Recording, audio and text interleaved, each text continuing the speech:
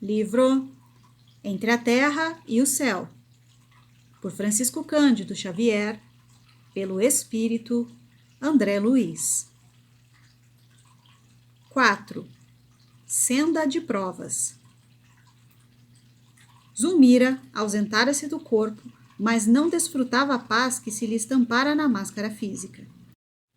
Enlaçada por Odila, a cujo olhar dominador se inclinava, submissa, não nos identificou a presença.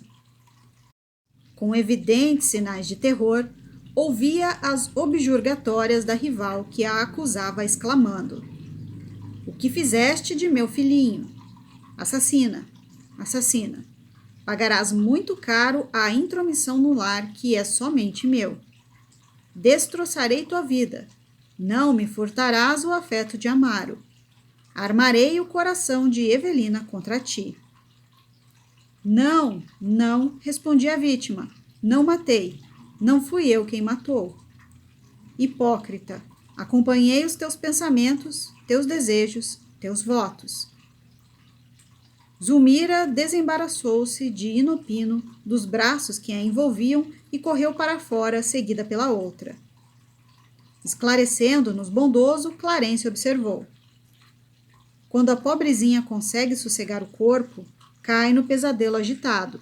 Acompanhemo-las." Dirigem-se à praia, onde ocorreu a morte do pequenino. Premida pelo assédio de nossa irmã desequilibrada, Zulmira ainda não se libertou das aflitivas reminiscências de que se vê possuída. Pusemo-nos na direção do mar, antecipando-as no trajeto.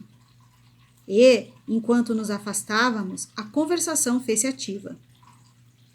"Não posso compreender por que a infeliz se declarou inocente", comentou Hilário pensativo. "Por que tamanha provação, se não é ela a autora do crime?" Inquiri por minha vez. O ministro, porém, informou preciso. Segundo as anotações que já recolhemos da irmã Eulália, Zulmira não é propriamente a autora, mas, com loucas ciumadas do marido, desejou ardentemente a morte da criança, chegando mesmo a favorecê-la. Para não repetirmos esclarecimentos aos quais já nos reportamos, faremos ligeiro retrospecto, tão minudenciado quanto possível, examinando o problema aflitivo do casal.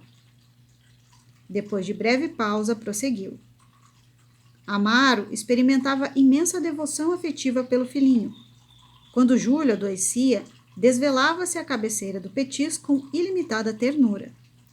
Sabendo sem o carinho materno e reconhecendo que a madrasta não primava pelo amor, junto dos enteados, passava a dormir ao lado do caçula, rodeando-o de mimos. Quando tornava a casa cada dia, confiava-se a longas conversações com o filho, lendo-lhe histórias e escutando-lhe atencioso as narrativas infantis. Assemelhavam-se a dois velhos amigos, a se bastarem um ao outro. Zulmira, em razão disso, ralada de despeito, passou a ver no menino um adversário de sua felicidade doméstica. A dedicação de Evelina para com o genitor não lhe doía tanto. A filha mais velha era mais doce e mais reservada. Comedida em suas manifestações, sabia dividir gentilezas, sem olvidar a segunda mãe em seu culto de amizade. A madrasta nada sentia contra ela, mas o pequeno excitava. Júlio, no extremado apego ao genitor, costumava exagerar-se em traquinadas e caprichos, que Amaro desculpava sempre com benevolente sorriso. Zulmira, pouco a pouco, permitiu que o ódio lhe ocupasse o coração e deixou que o ciúme a enceguecesse a ponto de suspirar pelo desaparecimento do alegre rapazinho. Despreocupava-se intencionalmente pela assistência que lhe devia e abandonava-o às extravagâncias, características de sua idade, alimentando o secreto anseio de presenciar-lhe o fim. Chegava mesmo a estimular-lhe em débitas excursões na via pública, admitindo que algum veículo podia fazer o que não tinha coragem de realizar com as próprias mãos. Foi nessa disposição de espírito que acompanhou a família ao banho matinal, em clara manhã domingueira. Entregues ao contentamento da excursão, Amaro e a filhinha distanciaram-se de algum modo numa lancha pequena, enquanto Zulmira assumia a guarda do garoto. Foi então que o cérebro da moça deixou nascer escuras divagações. Não seria aquele o momento azado para consumar o velho propósito? E se relegasse o menino a si mesmo? De certo, Júlio, em sua curiosidade infantil, não resistiria à atração para o seio das águas. Ninguém poderia culpá-la.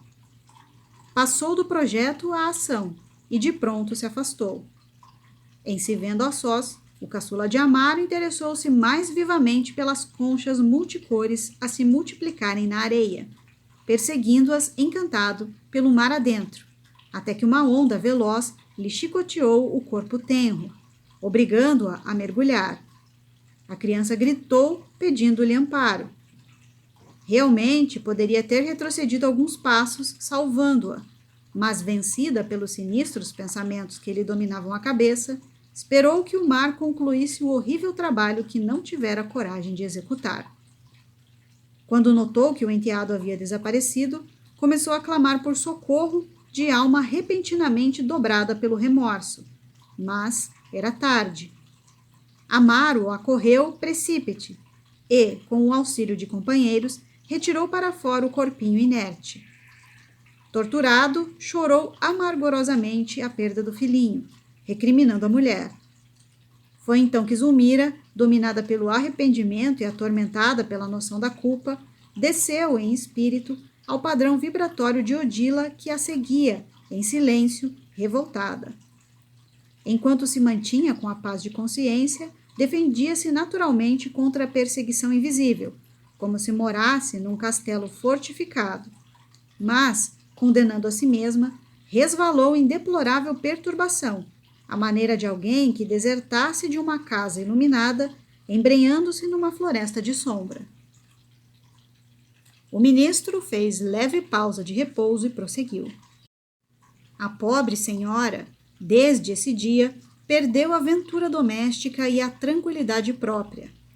Ela e o marido respiram agora sobre o mesmo teto, qual se fossem estranhos entre si. Mas à frente da lei, Zulmira é culpada? Perguntei com interesse. O sábio mentor sorriu significativamente e considerou. Não, no sentido real da lei, Zulmira não é culpada. Entretanto, deitando-nos um olhar mais expressivo que de costume, continuou. Todavia, quem de nós não é responsável pelas ideias que arroja de si mesmo? Nossas intenções são atenuantes ou agravantes das faltas que cometemos. Nossos desejos são forças mentais coagulantes, materializando-nos as ações que, no fundo, constituem o verdadeiro campo em que a nossa vida se movimenta. Os frutos falam pelas árvores que os produzem. Nossas obras, na esfera viva de nossa consciência, são a expressão gritante de nós mesmos. A forma de nosso pensamento dá feição ao nosso destino. Hilário e eu ouvíamos, enlevados, sem pestanejar. Clarencio, no entanto, guardando a intuição clara do serviço imediato a fazer, para não delongar-se em digressões filosóficas, retomou o fio central do assunto, esclarecendo. Júlio trazia consigo a morte prematura no quadro de provações. Era um suicida reencarnado. A segunda esposa de Amaro, porém, sofre o resultado das infelizes deliberações que albergou no espírito. Padece o retorno das vibrações envenenadas que arremessou na direção do menino. Pelo ciúme, criou ao redor de si mesma um ambiente pestilencial, em que os seus próprios pensamentos malignos conseguiram prosperar, assim como um fruto apodrecido desenvolve em si mesmo os vermes que o devoram. Supondo-se responsável pela morte da criança, de vez que asilou o delituoso plano a que nos referimos, Zulmira abandonou-se ao mal que trazia consigo, imantando-se ainda ao mal de que a adversária é portadora, e tornou-se por isso enferma e dementada. E o pequeno em toda a história? Inquiri admirado. Júlio foi conduzido à região que lhe é própria. Mas Odila não poderia vê-lo certificando-se de toda a verdade? Infelizmente, explicou o venerando instrutor, a infortunada criatura tem o centro genésico plenamente descontrolado, e isso lhe impede a visão mais ampla. Não consegue querer senão o marido, em vista do apego enlouquecedor aos vínculos do sexo, que a paixão nada faz senão desvirtuar. Odila possui admiráveis qualidades morais que jazem, por enquanto, eclipsadas. Desencarnou em largo vigor de seu idealismo feminino, sem uma fé religiosa capaz de reeducar-lhe os impulsos, justificando-se, deste modo, a superexcitação em que se encontra. Semelhante estado, contudo, é transitório e esperamos se submeta de boa vontade ao tratamento de reajuste que lhe será dispensado em breve. Melhorada a situação dela, creio que o problema terá imediata e construtiva solução. Ia perguntar algo de novo, mas atingíramos a praia e Clarencio determinou nos puséssemos a observar.